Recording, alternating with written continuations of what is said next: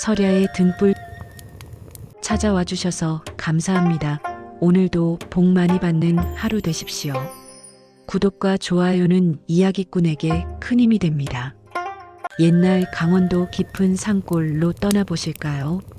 날아가는 새의 왼쪽 눈도 맞힌다던 전설적인 명사수 박포수가 있었습니다. 그의 총구는 한치의 오차도 없었으며 온 마을 사람들은 그를 산의 수호자처럼 우러러 보았습니다. 그러나 하늘은 그에게 가혹한 시련을 내렸습니다. 유난히 안개가 짙게 깔렸던 어느 새벽 거대한 멧돼지를 쫓던 박포수는 발을 헛디뎌 그만 천길 낭떠러지로 추락하고 말았습니다. 구사일생으로 목숨은 건졌으나 바위에 머리를 크게 부딪힌 탓에 그의 두 눈은 영영빛을 잃고 말았습니다. 아내는 그 충격으로 시름시름 앓다 세상을 떠났고 재산을 노린 친척들은 눈먼 그를 산속 깊은 곳 낡은 움막으로 내쫓았습니다. 내 눈이 왜 이러느냐? 천지사방이 왜 이리 캄캄하단 말이냐? 명사수에서 하루아침에 앞 못 보는 장님이 된 박포수는 지팡이 하나의 의지에 숲의 열매로 끼니를 때우며 죽지 못해 살아갔습니다. 그의 통곡 소리는 매일 밤 차가운 골짜기를 메아리 쳤지요. 그러던 어느 유난히도 혹독한 엄동설한 박포수는 장터 구석에서 처절한 신음소리를 듣습니다.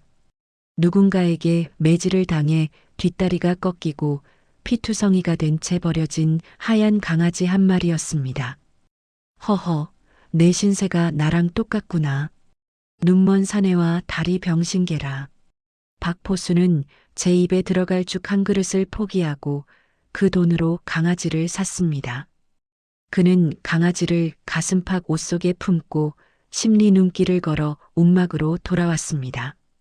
매일 밤 제 가슴의 온기로 백구의 부러진 다리를 녹여주고 정성껏 주물러주며 그는 말을 건넸습니다. 백구야, 나중에 내가 죽거든 내 무덤가에 꽃이나 한 송이 심어다오. 세상에 버려진 두 외로운 영혼은 서로의 체온을 등불 삼아 그 혹독한 겨울을 기적처럼 버텨냈습니다. 세월이 흘러 백구는 늠름한 성견으로 자랐습니다.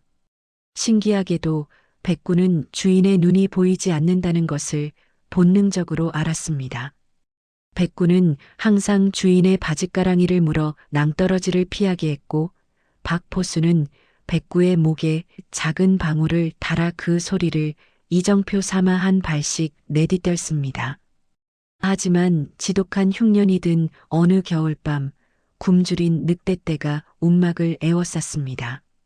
정신착란으로 산속을 헤매던 박포수가 벼랑 끝에 몰리자 백구는 주인을 구하기 위해 제 몸을 던졌습니다. 딸랑딸랑 처절한 방울 소리와 함께 백구는 피를 흘리며 늑대들을 유인해 어둠 속으로 사라졌습니다. 박포수는 절규하며 백구를 불렀지만 돌아오는 것은 시린 바람 소리뿐이었습니다.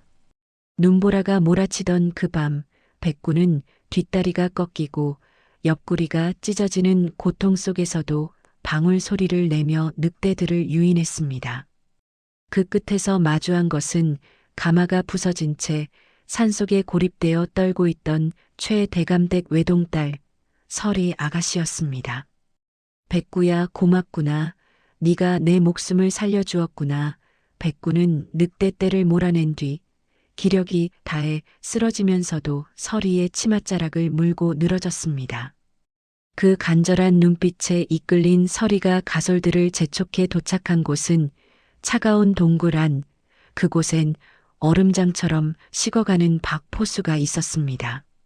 설이는 서둘러 그들을 가마에 태워 대감댁으로 향했습니다.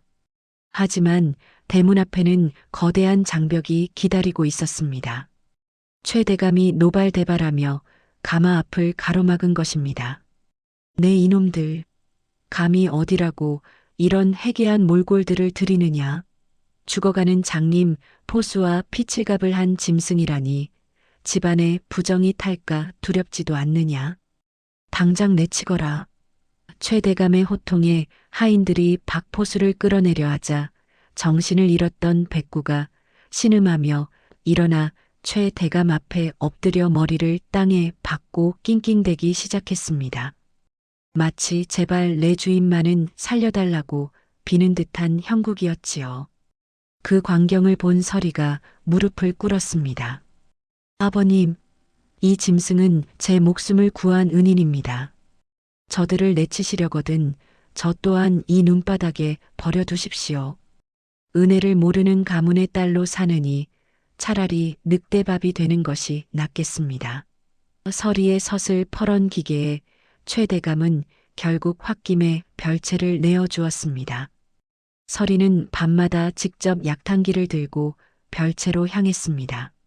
서리는 자신의 폐물을 팔아 명약을 구했고 백구는 밤마다 박포수의 감긴 눈을 정성스럽게 하차주었습니다. 짐승의 눈에서 흐르는 뜨거운 눈물을 보고는 하인들도 숙연해질 수밖에 없었지요. 그러던 어느 날 새벽 별채 안이 은은한 백광으로 가득 찼습니다. 지극한 정성에 감복한 산신령의 조화였을까요?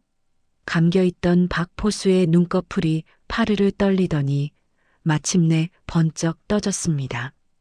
보인다. 백구야, 서리 아가씨, 세상이 보입니다.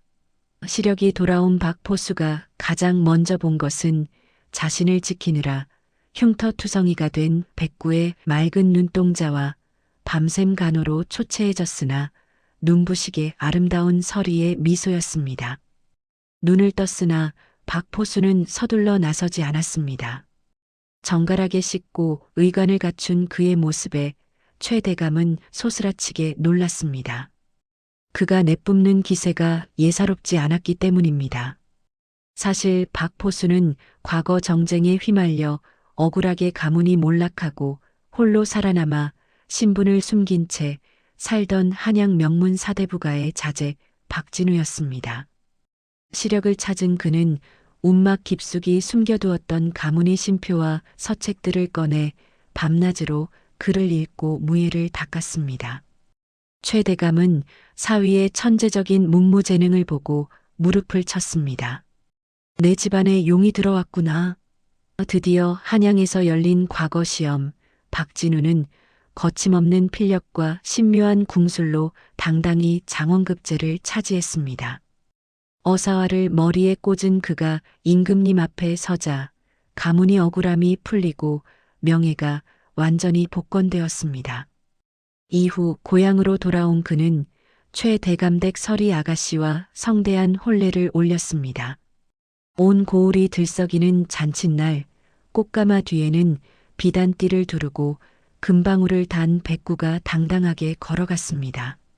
마을 사람들은 백구에게 절을 하며 저 영물이 복을 물어다 주었다며 칭송했지요. 박진우는 문무에 능한 인재로 인정받아 고향 인근의 현감으로 부임하게 됩니다. 현감이 된 그는 백성들의 고통을 누구보다 잘 알았습니다. 흉년이 들면 자신의 녹봉을 털어 곡식을 나누었고 억울한 백성들에게는 명쾌한 판결을 내리는 성군으로 칭송받았습니다. 백구는 관아의 앞마당에서 현감 부부의 아이들과 뛰어놀며 온 고을의 사랑을 받는 영물로 대접받았습니다. 세월이 흘러 백구가 떠난 날 박포수는 고을 전체에 애도 기간을 선포하고 성대한 장례를 치러주었습니다. 박포수와 서리의 가문은 그 후로도 수백 년간 문무의 명가를 이루었으며 사람들은 지금도 어진 사또와 그를 보필한 하얀개의 이야기를 전설처럼 나누고 있답니다. 이야기는 잘 들으셨나요? 옛 이야기 속에 담긴 마음 잠시나마 전해졌기를 바랍니다. 구독과 좋아요는 다음 이야기를 이어가는 큰 힘이 됩니다. 달빛 속에서 다시 만나요.